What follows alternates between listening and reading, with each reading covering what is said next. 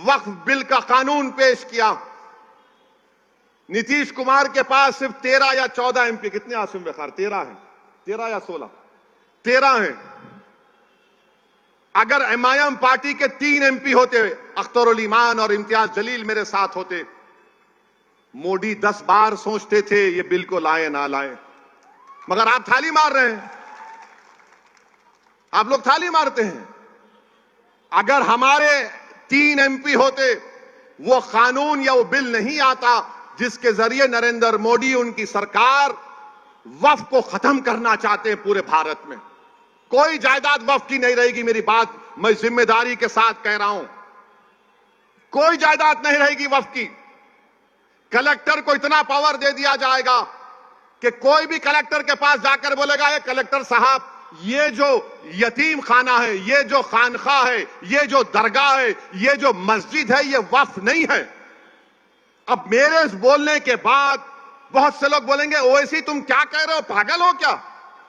कोई भी जाकर बोल देगा, अरे ये कानून में लिखा है, इस बिल में लिखा है। क्या लिखा है कि कोई भी रोड चलता आदमी जिसका वक्फ से कोई ताल्लुक नहीं होगा, वो जाकर कलेक्टर को बोलेगा इंक्वायरी ऑर्डर करो। कलेक्टर जैसे इंक्वायरी ऑर्डर करेगा, उसमें कोई टाइम लिमिट नहीं है। जब कलेक्टर इंक्वायरी लिखेगा, इंक्वायरी कंप्लीट होने तक वो प्रॉपर्टी वक्फ की नहीं रहेगी। आप तो चले गई प्रॉपर्टी आपके हाथ से, दरगाह आपके हाथ से निकल गई, खानकाह आपके हाथ से निकल गई, मस्जिदें आपके हाथ से निकल जाएंगी, कब्रिस्तान आपके हाथ से निकल जाएगा। इस तरह का गंदा बिल इस भारत की पार्लियामेंट में मोदी ने पेश किया।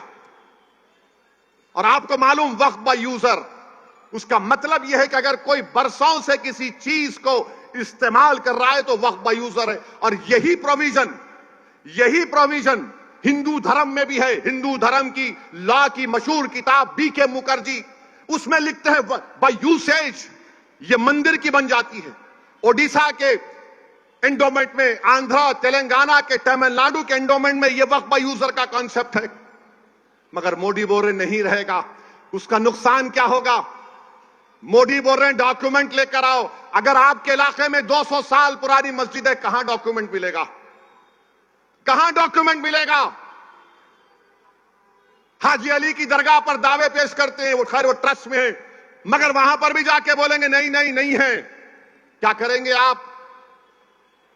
मेरे भाई, इस तरह का बिल पेश किया, उस वक्त इतनी तकलीफ हुई कि मेरा रोंगटा पुकार पुकार कर कह रहा था कि क्या हो गया इन लोगों को जो 14.5 करोड़ है और 5 को नहीं जिता सकते। अपनी मस्जिद को बचाने के लिए, दरगाहों को बचाने के लिए, खानखाहों को बचाने के लिए तुम कब तक लड़ोगे बताओ मेरे को? अरे मैं खराब हूं तो खत्म कर दो मुझे, हटा दो मुझे, इस दुनिया से निकाल दो, मगर तुम तो कायद बनो, तुम इत्तेहाद पैदा करो। कब तक तुम इस डर में रहोगे वो जीतेगा, ये जीतेगा? अरे कोई भी जीते उसको तुम्हारी मस्जिद से क्या मतलब? कोई भी जीते उसको तुम्हारी शनाख्त से क्या मतलब? कोई भी जीते वो तुमको क्या इंसाफ करेगा? इंसाफ तुमको करना पड़ेगा अपने लिए, आने वाली नस्लों के लिए। मगर तुम ये समझ रहे हो नहीं नहीं वो दूसरा ठाकरे है, ये अच्छा है। कौन क्या किए बताओ आपको? जब ये वक्फ का बिल पेश हो रहा था, उद्धव ठाकरे के पूरे एमपीज बाहर खड़े हुए थे, कोई लोग सभा में नहीं था। मुझे मोशन देना पड़ा इंट्रोडक्शन के खिलाफ। मेरे भाई जागो, मजलिस के लिए नहीं तो अपने लिए, अपनी नस्लों के लिए, अपनी शनाख्त के लिए जागो। तुम नहीं समझ रहे, तुम्हारी आवाज अगर असेंबली में नहीं होगी, तुम्हारी आवाज अगर कॉरपोरेशन में नहीं होगी, तुम्हारी आवाज जिला परिषद में नहीं होगी, पार्लियामेंट में नहीं होगी, तो कौन तुम्हारी आवाज उठाएगा बताओ? आज ये खतरा हमारे सरों पर मंडला रहा है। अगर मोदी इस तरह के बिल को पार्लियामेंट में दोबारा पेश करेंगे, अगर वो कानून बन जाएगा, खुदा ना खास्ता हम कई मसाजिद, मदरसे, दरगाहें, खानकाहें, कब्रिस्तान की जमीनों को खो देंगे। और आपको मालूम, दिल्ली में सच्चर कमेटी ने पेज नंबर 221 में कहा कि दिल्ली में 130 वक्फ की प्रॉपर्टीज पर गवर्नमेंट ऑफ इंडिया ने, यानी मोदी की सरकार ने कब्जा करके बैठा हुआ है। उसकी लागत 2007 में 3000 करोड़ की थी। आज हम 2024 में हैं, कम से कम 10,000 करोड़ की प्रॉपर्टीज हैं जो गवर्नमेंट ऑफ इंडिया उस पर एंक्रोच कर रही है, काबिज है। मेरे भाई बताओ, अगर हमारे नुमाइंदे नहीं रहेंगे, हमारी आवाज नहीं उठेगी, तो फिर कौन उठाएगा तुम्हारी आवाज को? मौलाना आजाद को बोलने नहीं देते थे। तुम क्या, कौन सी खेत की मौली हो तुम? मगर सबक तो हासिल करो कि सन 47 के बाद जो मौलाना आजाद से हुआ वो हम पर तो चल रहा है ना, बीत रहा है हम पर। मेरे भाई, तुम क्या उस वक्त जागोगे जब तुम्हारे महलों की मस्जिद पर नोटिस लग जाएगी, this is not a Waqf property? तुम क्या उस वक्त उठोगे जब दरगाहों के सामने नोटिस लग जाएगी, this is not a Waqf property? तुम क्या उस वक्त उठोगे जब कब्रिस्तान में जाकर कह दिया जाएगा कि तेरे अब्बा की खबर पर तू शबे बारात के दिन आकर फूल नहीं चढ़ाएगा, ये वक्फ प्रॉपर्टी नहीं है? तुम उस वक्त रहोगे, तुम उस वक्त जागोगे जब कयामत का सूर फूंका जाएगा। ये वक्त है उठने का। 20 तारीख के दिन अपने सबूत दो, अपनी जिंदगी का, अपनी क़यादत को बनाओ, अपने नुमाइंदों को कामयाब करो। यकीनन हराओ मोदी को, यकीनन हराओ शिंदे को, बल्कि अगर ताकत है तो उखाड़ कर फेंको इन लोगों को। मगर याद रखो, याद रखो, याद रखो, सियासत में शहादत का कॉन्सेप्ट नहीं है। अल्लाह की राह में शहादत है तो जन्नत है, सियासत में जिंदा रहना है।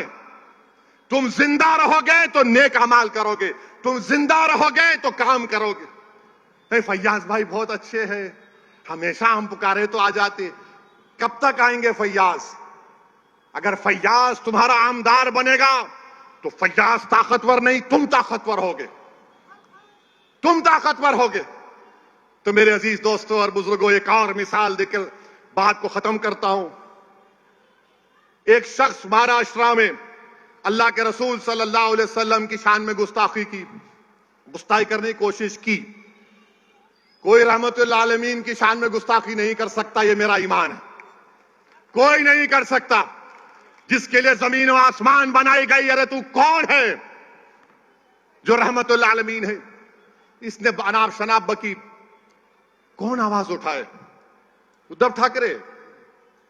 कौन आवाज उठाए? शिंदे, अजीत पवार, कांग्रेस? इम्तियाज जलील ने आवाज उठाई। औरंगाबाद में इम्तियाज जलील ने कहा कि फुला तारीख तक अगर इस शख्स को गिरफ्तार नहीं किया जाएगा तो हम औरंगाबाद से गाड़ियों का जुलूस लेकर मुंबई तक जाएंगे। सबने समझा रही ड्रामा है, सियासी ड्रामा है। बाज जुम्मनों ने कहा, बाज हमारे पास जुम्मन बहुत हो गए हमारे पास। ये जुम्मनों ने कहा पब्लिसिटी के लिए कर रहा, पुलिस घर में बिठा देगी उसको। बाज बड़े बड़े लोगों ने मुझे फोन किया, बोले ये क्या करने जा रहे हैं असद साहब, दंगा हो जाएगा। मैंने कहा मौलाना दंगा नहीं होगा। बोले कैसे गारंटी देंगे? बोले मैं बोला गारंटी मेरी है, मोदी की नहीं है।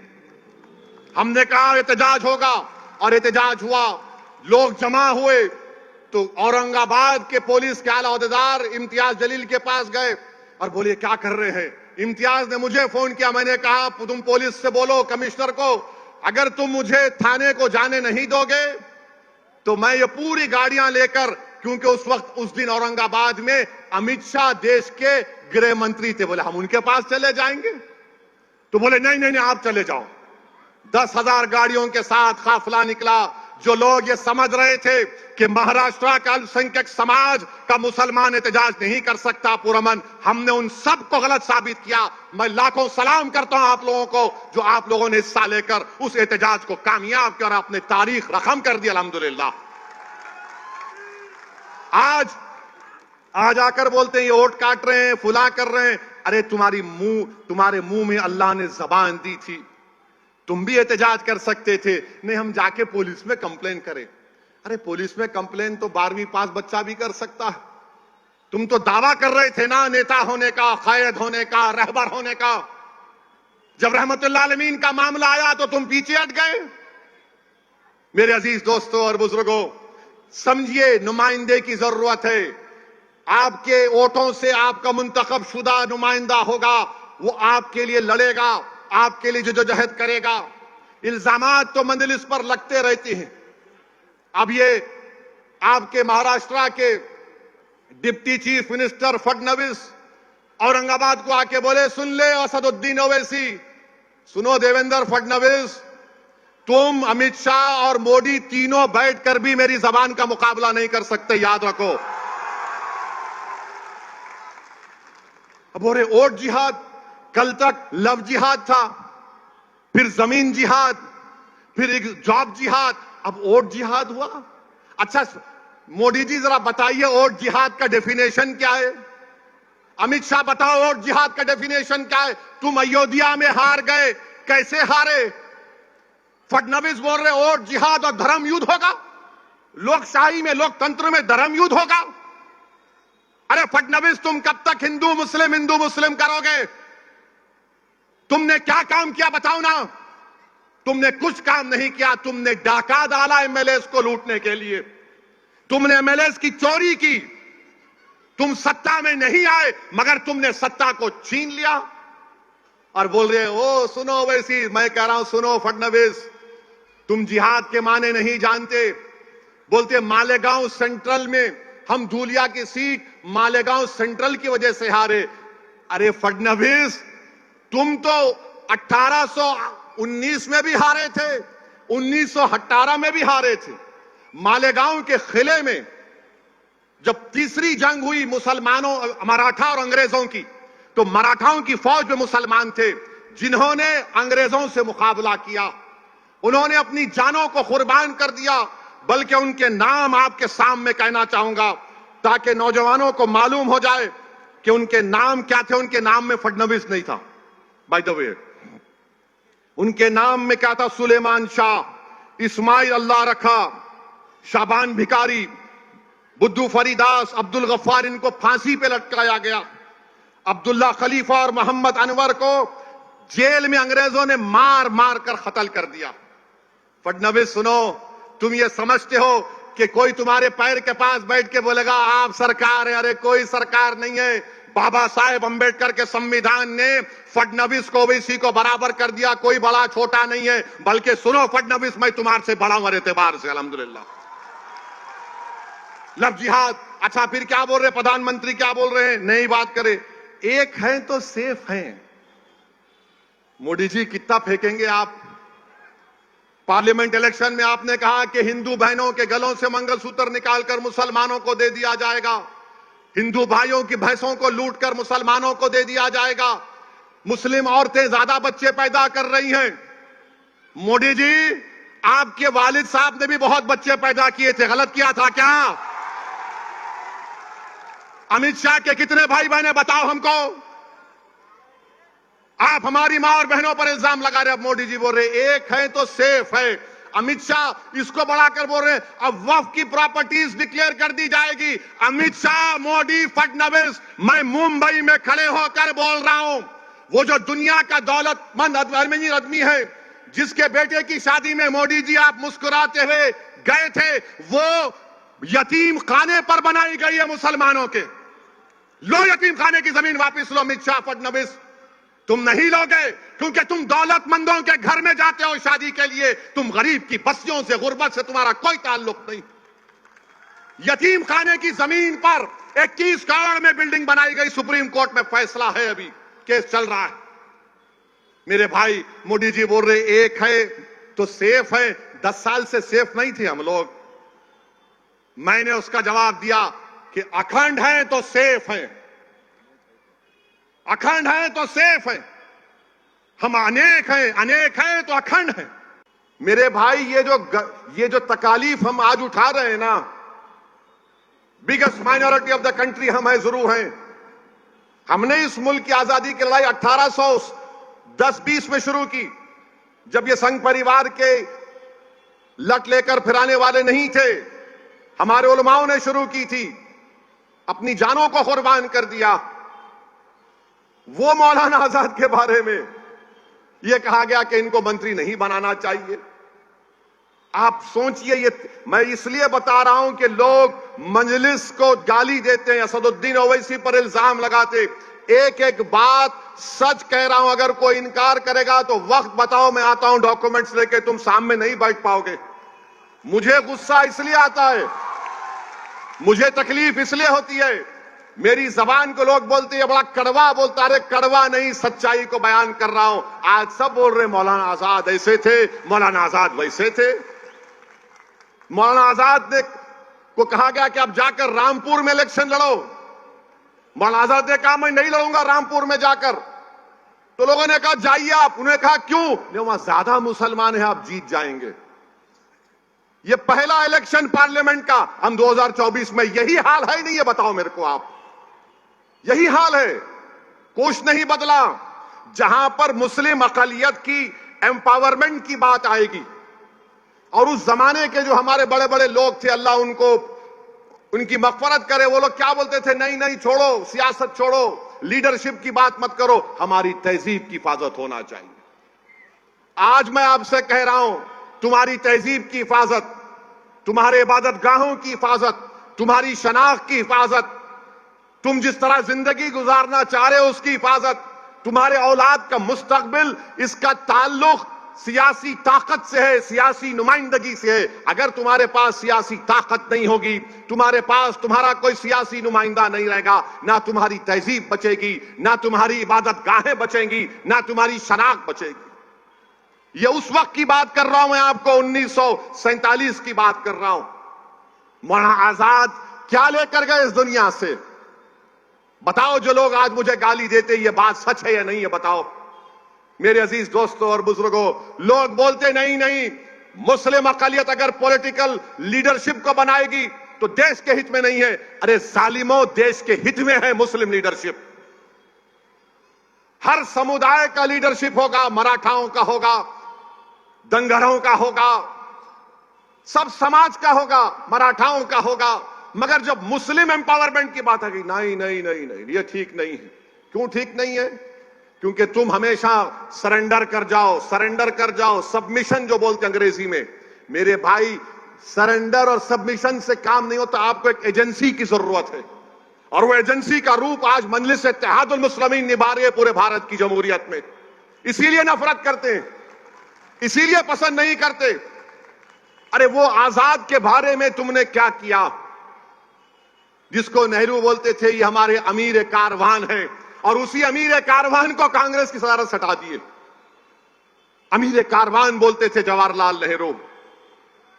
उस जमाने में किसी की हिम्मत नहीं थी, मगर आजाद से ये कर दिए। अब मोदी का जमाना है, ये वो वजीर आजम है, और भी ऐसे दुम छल्ले हैं जो बोलते नहीं नहीं ऐसा नहीं, ऐसा हो जाएगा, फिक्र की कोई बात नहीं। याद रखो, जो 70 साल पहले गलती हमारे बुजुर्गों ने की थी, अगर वो सियासी लीडरशिप को बना देते तो आज हमको आरक्षण भी मिलता, आज हमारी सियासी क़यादत भी होती, हम जेलों में नहीं बाहर होते। आज हमारे नौजवान जेलों में सड़ रहे हैं, कोई पूछने वाला नहीं है। मेरे अजीज दोस्तों और बुजुर्गों, ये पैगाम मैं आपको आज देना चाह रहा था, मौलाना आजाद की यौम पैदाइश को सामने रखकर। मौलाना आजाद की बहुत सी बातें हैं, जब किसी और वक्त में इंशाअल्लाह बोलूंगा मैं, मगर इतना तो बोलूंगा कि सियासी लीडरशिप को बनाओ। मौलाना आजाद को लोग मजबूर कर दिए थे। सरजमीन दक्कन पर पुलिस एक्शन हुआ। पंडित सुंदरलाल की रिपोर्ट है, नेहरू लाइब्रेरी में जाकर पढ़िए। सुंदरलाल ने लिखा कि हैदराबाद में जो पुलिस एक्शन हुआ तो 40,000 से ज्यादा लोगों का कत्लेआम हुआ, और यही कांग्रेस पार्टी ने मौलाना आजाद को मजबूर कर दिया बोलने के लिए, हां ये तो एक्शन का रिएक्शन है।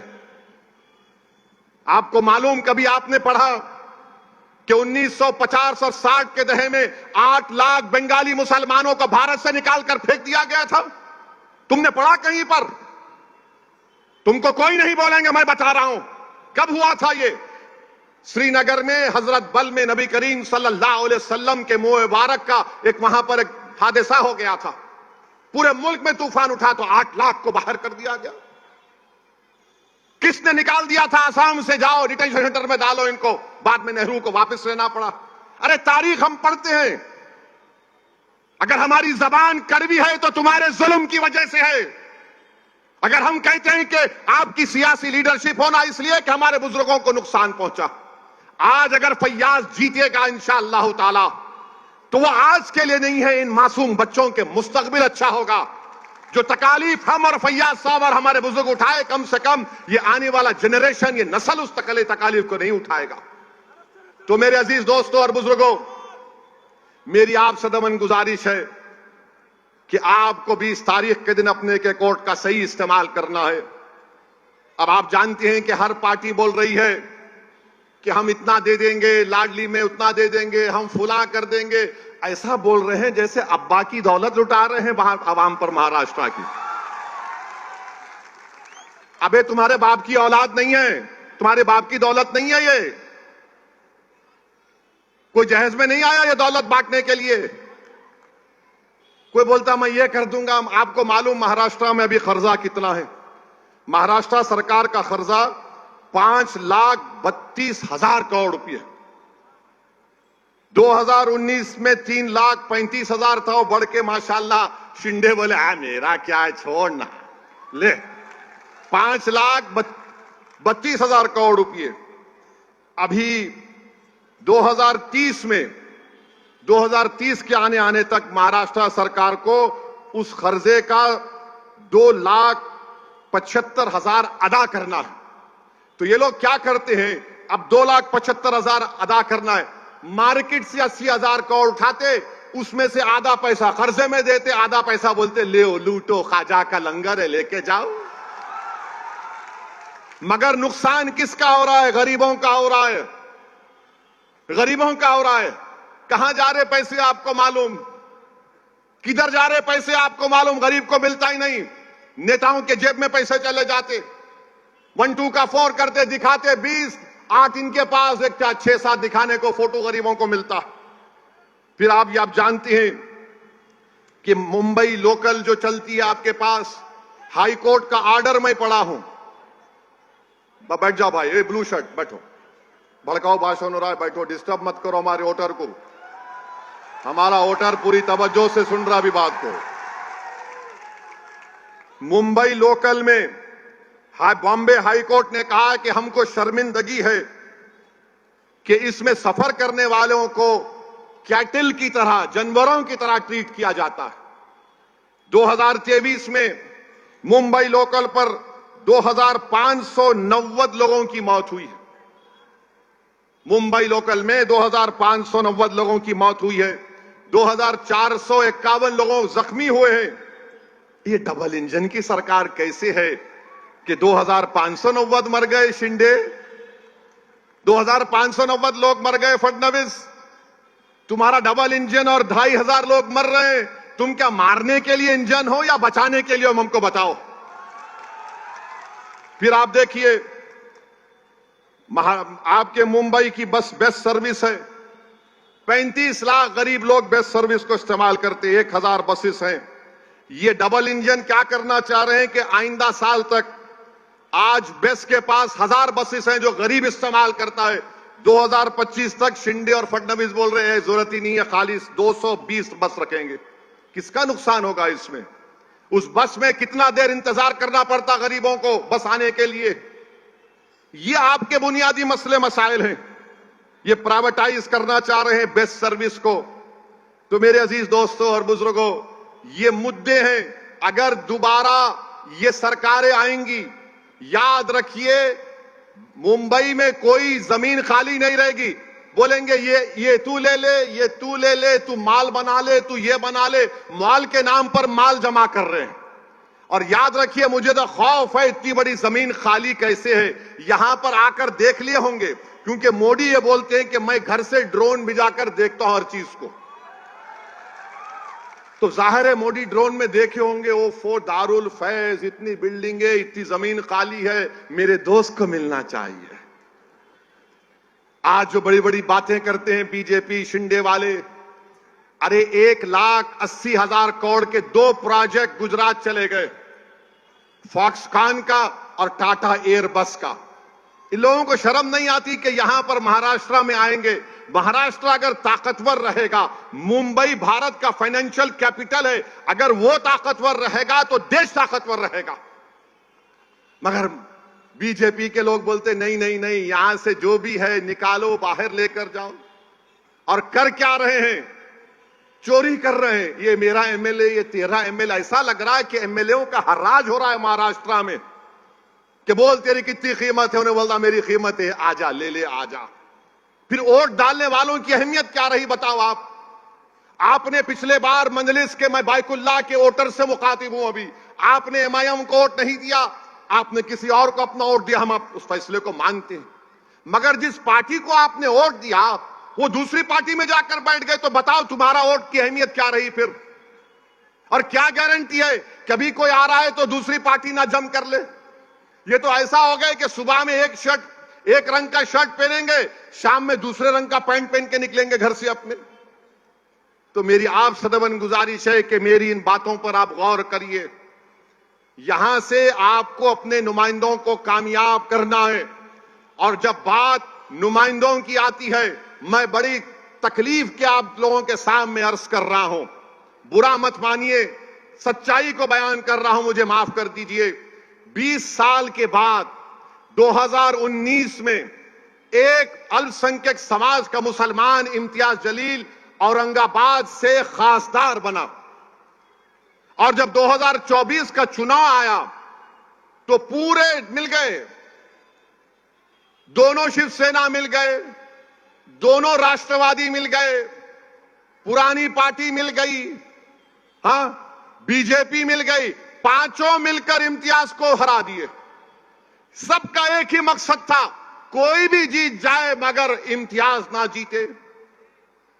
20 साल के बाद एक सांसद बना, एक एमपी बना, उसको हरा दिए। मैं आपसे अपील कर रहा हूं, उससे सबक हासिल करो। आप देखो किस तरह की नफरत